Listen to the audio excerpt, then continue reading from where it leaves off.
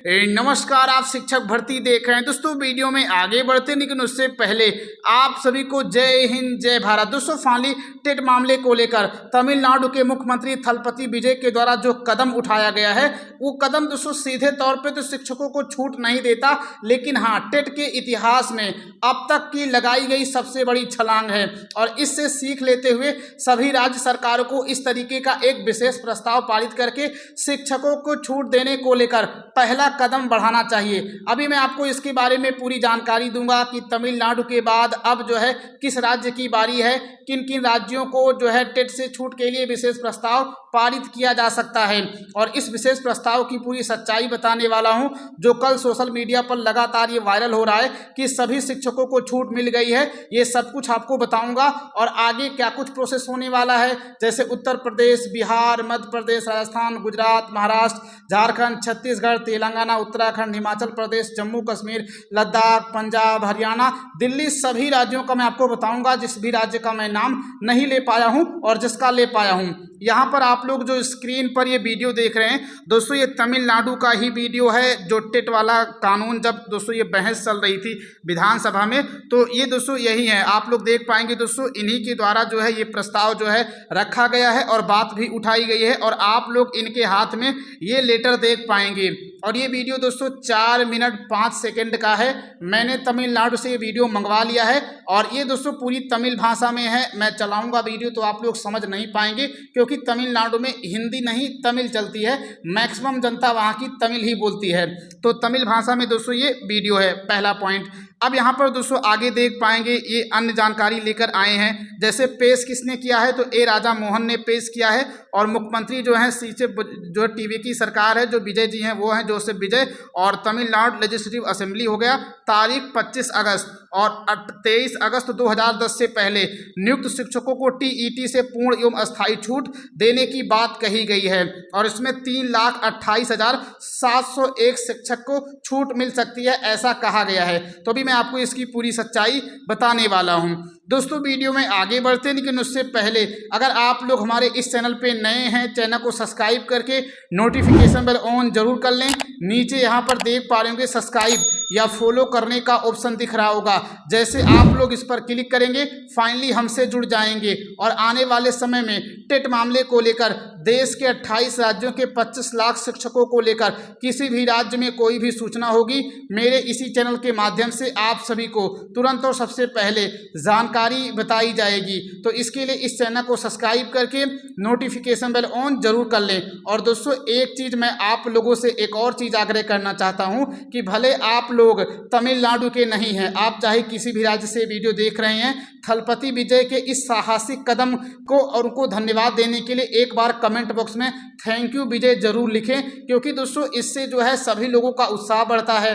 अन्य राज्य के जो है शिक्षक संगठन लोग ये वीडियो देखेंगे तो उनको लगेगा कि अपने राज्य के हम नेताओं से कहें, ताकि जो है हमारे राज्य में इस तरीके का कानून पास हो। तो एक बार दोस्तों हीरो साहब को थैंक यू जरूर कमेंट करें। अब चलते हैं आप सभी को पूरी जानकारी वन बाय वन करके अच्छी तरीके से बताते हैं। सारी न्यूज़ तो आपको पता ही है, पहले मैं आपको मेन पॉइंट के बारे में जानकारी देता हूं। दोस्तों जो कल विधानसभा में ये बिल पेश किया गया है, इसकी सच्चाई ये है कि तमिलनाडु विधानसभा द्वारा पारित यह प्रस्ताव सीधे तौर पे कोई नया कानून नहीं है, बल्कि केंद्र सरकार यानी प्रधानमंत्री नरेंद्र मोदी से की गई एक औपचारिक मांग है। क्योंकि शिक्षा संविधान की समवर्ती सूची का हिस्सा है और शिक्षक पात्रता परीक्षा का यह नियम जो शिक्षा का अधिकार अधिनियम RTE एक्ट 2009 के तहत एक केंद्रीय कानून है, इसलिए राज्य सरकार सुप्रीम कोर्ट के आदेश को नज़रअंदाज करके जो है अपने स्तर पर छूट नहीं दे सकती। यानी यहाँ पर दोस्तों समवर्ती सूची का विषय तो है, लेकिन सुप्रीम कोर्ट ने जो ऑर्डर दिया है उस ऑर्डर को कोई भी राज्य सरकार जो है मतलब ओवररूल नहीं कर सकता या जो है निरस्त नहीं कर सकता। और इसके माध्यम से दोस्तों जो है विजय जी ने केवल और केवल केंद्र सरकार या मोदी जी से ये मांग की है कि आप जल्द से जल्द हमारे राज्यों सहित देश भर के तमाम शिक्षकों को इससे छूट दें। तो अब यह मुद्दा ये है कि क्या तमिलनाडु के शिक्षकों को छूट मिली है या नहीं मिली है। तो दोस्तों तमिलनाडु के शिक्षकों को छूट नहीं मिली है, केवल और केवल तमिलनाडु के सरकार के द्वारा केंद्र सरकार की मांग की गई है कि आप हमारे राज्यों के साथ साथ देश भर के अन्य राज्यों के सभी शिक्षकों को छूट दो। अब यहाँ पर दोस्तों आगे की प्रक्रिया क्या होगी, जो ये प्रस्ताव पारित हो गया है वो मोदी जी के पास कैसे जाएगा, तो इसकी भी दोस्तों एक प्रक्रिया होती है। यहाँ पर दोस्तों देखेंगे, मैंने पूरी जानकारी जो है ले ली है। ये देखेंगे विधानसभा से लेकर केंद्र सरकार तक प्रस्ताव पहुंचने का रास्ता। तो यहाँ देखेंगे विधानसभा में प्रस्ताव पास होने के बाद इसे निम्नलिखित कानूनी एवं प्रशासनिक प्रक्रिया के तहत दिल्ली भेजा जाता है, यानी केंद्र सरकार के पास। आधिकारिक प्रेषण तमिलनाडु विधानसभा के सचिव यानी असेंबली सेक्रेटरी इस पारित प्रस्ताव की एक प्रमाणित प्रति राज्य के मुख्य सचिव यानी चीफ सेक्रेटरी को भेजते हैं।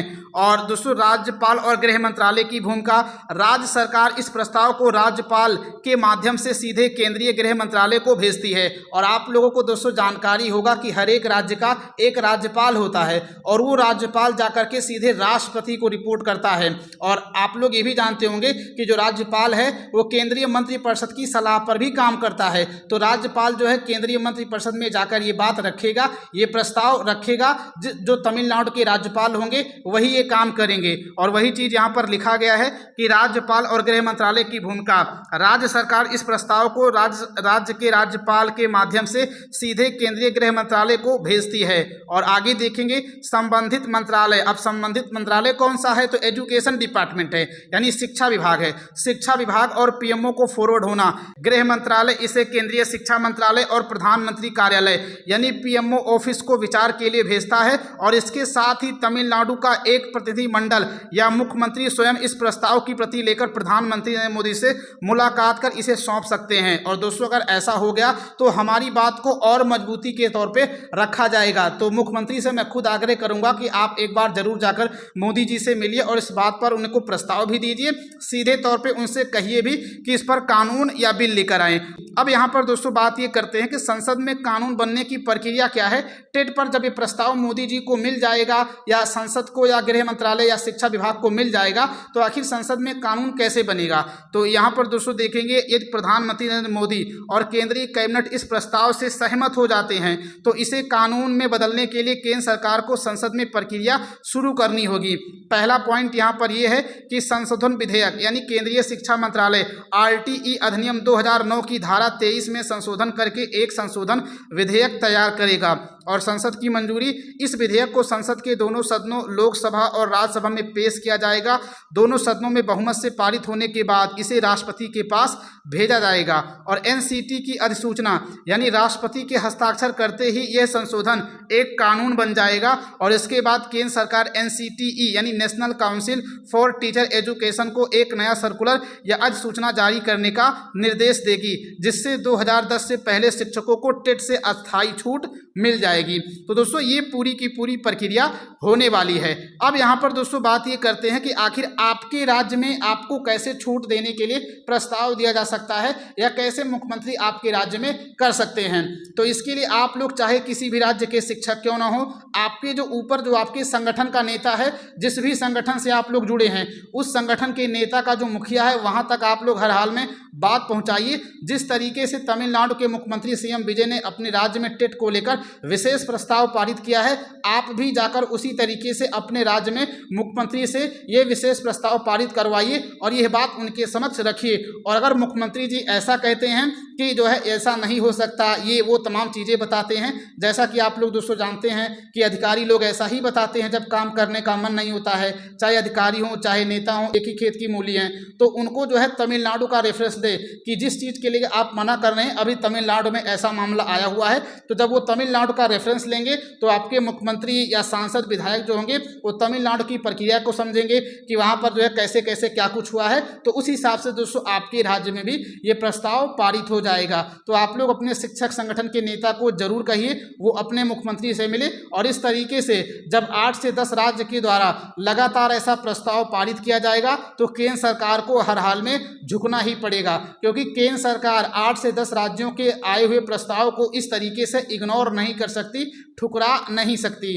तो दोस्तों यहाँ पर मैंने आप सभी को इन चीज़ों के बारे में पूरी जानकारी बता दी है। इसके अलावा आपके मन में कोई भी डाउट हो, कोई भी संशय हो, आप लोग कमेंट के माध्यम से पूछ सकते हैं। हम आपके हर एक कमेंट का रिप्लाई करते हैं। बाकी अगर आप लोग हमारे इस चैनल पे नए हैं, चैनल को सब्सक्राइब करके नोटिफिकेशन बेल ऑन जरूर कर लें।